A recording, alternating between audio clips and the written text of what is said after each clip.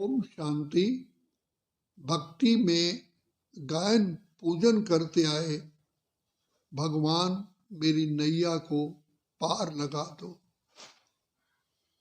अब पिता परमात्मा के पास जो भक्तों की डेली एप्लीकेशन जाती है, तो भगवान आकर के पहले तो हमें नैया का अर्थ स्वयं बताते हैं कि बच्चे, तुम आत्मा हो, ये देह तुम्हारा वस्त्र है, तुम आत्माएं ही पार्ट बजाते हो देह के माध्यम द्वारा।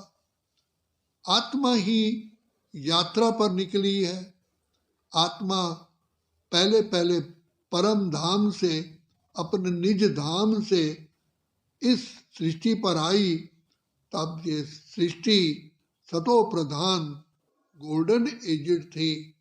तब आत्माएं, तुम आत्माएं सर्वगुण संपन्न, 16 कला संपूर्ण, संपूर्ण निर्विकारी, संपूर्ण अहिंसक, मर्यादा पुरुषोत्तम थे। तब ये सृष्टि सुखधाम थी। घर घर में आत्मा रूपी दीपक जगा हुआ था, आत्मिक स्मृति थी।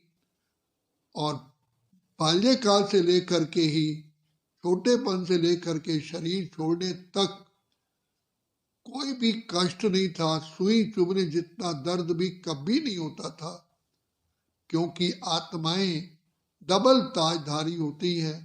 एक तो पवित्रता का ताज, दूसरा रतन जड़ित ताज। तो तन का सुख, मन का सुख, धन का सुख, जन का सुख, परिवार का सुख, समाज का सुख, प्रकृति का सुख, पशु पक्षियों के सुख, सारे ही सुख आत्मा के भाग्य में थे। ऐसी पावन दुनिया जिसको क्षीर सागर, विष्णुपुरी, सुख धाम, राम राज्य, बैकुंठ, जन्नत कहा जाता है, ऐसी दुनिया में तुम आत्माओं ने जन्म लिया, जिसको ब्रह्मा की के दिन की शुरुआत कहते हैं। तो नर नारायण था, नारी लक्ष्मी थी। लक्ष्मी नारायण का ही राज्य था। यथा राजा रानी तथा प्रजा सभी सुखी थे। और तुम्हारी शरीर की भी आयु 150 वर्ष के करीब थी। और समय आने पर साक्षात्कार हुआ कि हमको अभी नया वस्त्र धारण करना है। ऐसे खुशी खुशी से शरीर छोड़ते हैं। तो जन्मते भी सुख, सारी आयु भी सुख, और शरीर छोड़ते भी सुख ही होता है। ऐसी पावन दुनिया जिसको गोल्डन एज, सतयुग, सतो प्रधान दुनिया कहते हैं। तो ऐसी दुनिया में तुम बच्चों ने 8 जन्म लिए। और सूर्यवंशी घराना था। उसके पश्चात 2 कलाएं कम हो गई 1250 वर्ष में। फिर तुम त्रेता युग में आए, चांदी का युग शुरू हो गया। सतयुग में हीरे जवाहरात, सोने के महल थे। दूध घी की नदियां बहती थी, हीरे जवाहरात के महल थे। शेर गाय एक घट पानी पीते थे। तो ऐसी दुनिया में 8 जन्म लेने के बाद त्रेता में आए, तो 2 कला कम हो गई। तो जैसे कि 85% सुख हो गया, जबकि सतयुग में 100% था। फिर यहाँ पर तुम्हारे पवित्रता की शक्ति कम होने के कारण 12 जन्म लिए। और 12 जन्म लेते लेते द्वापर के बिगनिंग में तुम रजोगुण में आ गए। सतयुग में तुम सूर्यवंशी थे, त्रेता में चंद्रवंशी, द्वापर में आके जैसे ही रजोगुण हुआ तो देह अभिमान में आ गए।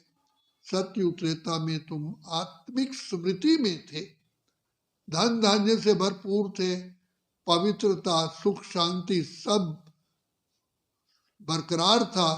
जैसे द्वापर में रजोगुण में आए तो देह अभिमान में आने के कारण विकारों का जन्म हुआ।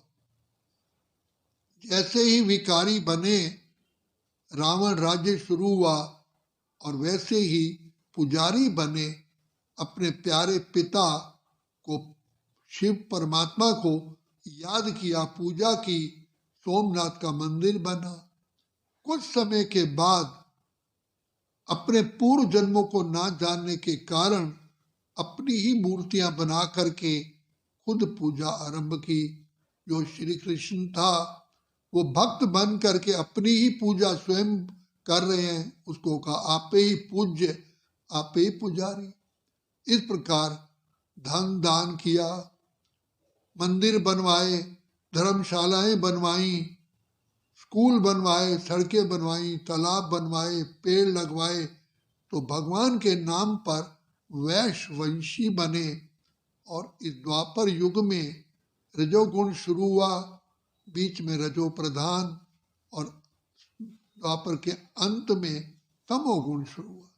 तो द्वापर में आयु कम हो गई, क्योंकि विकारों के वशीभूत होने के कारण आयु कम हो गई। 21 जन्म लिए, सतयुग में 8, त्रेता में 12, द्वापर में 21। यहाँ औसत आयु 60 वर्ष हो गई। तो जैसे ही तमोगुण शुरू हुआ तो यहाँ पर आत्माएं और भी कारों में ग्रसित हुई। यहाँ पर अग्नि, वायु, जल, पृथ्वी, आकाश, पेड़, कंकर, पत्थर, पहाड़, सबकी पूजा शुरू कर दी। लास्ट में मनुष्यों की पूजा शुरू हुई। और जो आत्माएं यात्री मुसाफिर सतयुग से चले थे, कल युग में आते आते कल युग के अंत में तमो प्रधान हो गए। जो श्री कृष्ण की आत्मा हीरो सत्व प्रधान थी, वो भी कलयुग के अंत में काली बन गई, इसलिए कहा श्याम सुंदर। तो पिता परमात्मा हमें बताते हैं कि बच्चे तुमने कैसे ये यात्रा की। जो भारत सरताज था, रशिया अमेरिका से भीख मांग रहा है। साधु संत महात्मा विश्व में शांति के लिए सम्मेलन करते हैं, यूनाइटेड नेशन में सारे वर्ल्ड में शांति हो, ऐसे राजनीतिक नेता अपनी मीटिंग करते हैं, लेकिन सब करते करते अशांति बढ़ती गई। घोर आत्मा पतित तमो प्रधान हो गई। अंत में शिव बाबा आकर के हम आत्माओं को ये ज्ञान और योग की लिफ्ट देते हैं। सतयुग में 8 जन्म लिए, त्रेता में 12, द्वापर में 21, कल युग में 42 जन्म लेकर के हम सतयुग में सूर्यवंशी, त्रेता में चंद्रवंशी, द्वापर में वैश्यवंशी, कल युग में शूद्रवंशी बन गए। शूद्र उसको कहते हैं जो विकारों के वशीभूत होता है। गंदा देखना, गंदा बोलना, गंदा सुनना, गंदा ही कर्तव्य करना। अब पिता परमात्मा जो पतित पावन है, जो बिगड़ी को बनाने वाला है, जो नई सृष्टि के रचयिता है, वो आकर के हम सब आत्माओं को प्रजापिता ब्रह्मा के तन में प्रवेश करके हमको दिव्य जन्म देते हैं। हमें ब्राह्मण कहलाते हैं, ब्राह्मण बनाते हैं।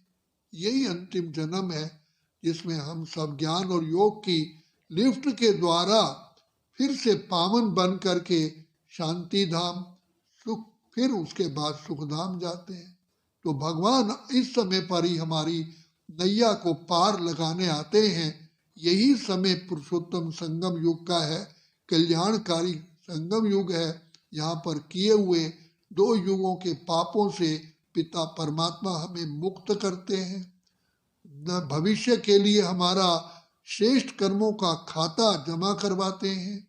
हमें ज्ञान और योग की शिक्षा दे करके पावन बना करके अपने घर वापिस ले आते हैं। तो पिता परमात्मा आते हैं हमारी जीवन रूपी नैया को पार लगाने के लिए। कहा भगवान मेरी नैया को पार लगा देना।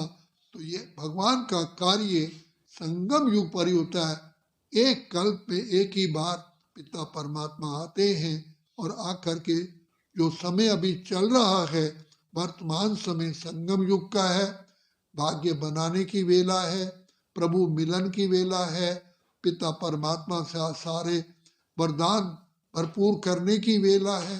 यही समय है, यही समय है, जागो और जगाओ। अच्छा, ओम शांति, ओम शांति, ओम शांति।